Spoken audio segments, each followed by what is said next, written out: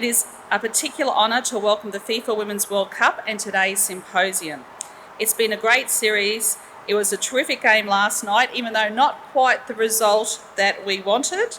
But to see 49,000 people pack into Suncorp Stadium, the Governor and I were remarking that never in our lifetime did we think that we would see such huge numbers come out for women's participation, but it's come so quickly and so fast that it actually brought a tear to our eyes. And I think everybody felt that sense of pride that women's sport is doing so well on the national and global stage.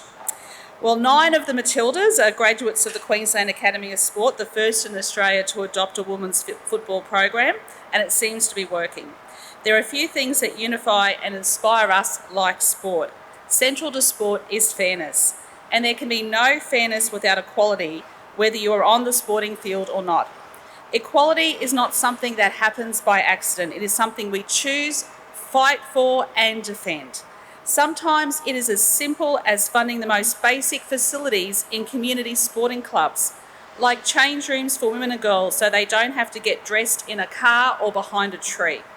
Since we have invested in these facilities, we have also seen 70,000 Queensland women and girls participate in football, a 34% increase, 155% increase in rugby league, 236% in rugby union, 380% increase in Australian rules, and 422% in those playing cricket.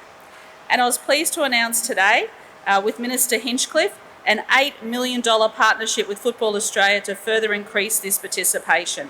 And I want to thank Sterling, where's Sterling? Over here, for that great initiative that's going to be a lasting legacy. So the honour boards of our sporting clubs now include the names of our daughters as well as our sons. The credit for that belongs partly to the athletes like those we are watching in this FIFA Women's World Cup who inspire girls to follow in their footsteps. But there remains a role for all of us to lead this momentum on the playing field and take the ball up in other areas. We know participation in sport connects us with our communities and makes us all healthier and happier. Women's participation in government and corporate boardrooms should be no different. 8 of the 18 members of my cabinet are women, and can I tell you, it makes a difference to have women sitting around that cabinet table participating and talking about issues that affect women and girls. In 2019, we achieved gender parity with women making up 50% of the representation on government bodies and boards. Today that stands at 54%. So once you set targets, they actually work. And I also think it's no coincidence that we've also introduced measures like free kindergarten. We've embarked on a treaty process with Aboriginal and Torres Strait Islander people, something that we should have happened 200 years ago. And in 9 years' time, we will host the 2032 Olympic and Paralympic Games. The modern Olympics has always included female athletes. Among those hopeful of going to Paris next year, and this is a great example, Dr. Rachel Gunn, or Ray Gunn as she's known, she is Australia's leading female breakdancer and authority on equality and gender in sport. When she started dancing, women were rare. They were considered too weak to compete with the men. Isn't that a familiar story? But the more women who were drawn to it, the more women who were drawn to it, the more those stereotypes were destroyed. This is a lead that we can all follow.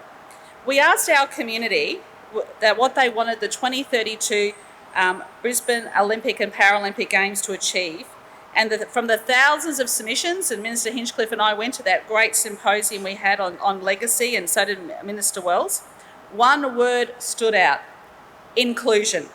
For women and girls, for First Nations, for people with disabilities, for our Pacific neighbours. This follows the work started by women athletes and the FIFA Women's World Cup.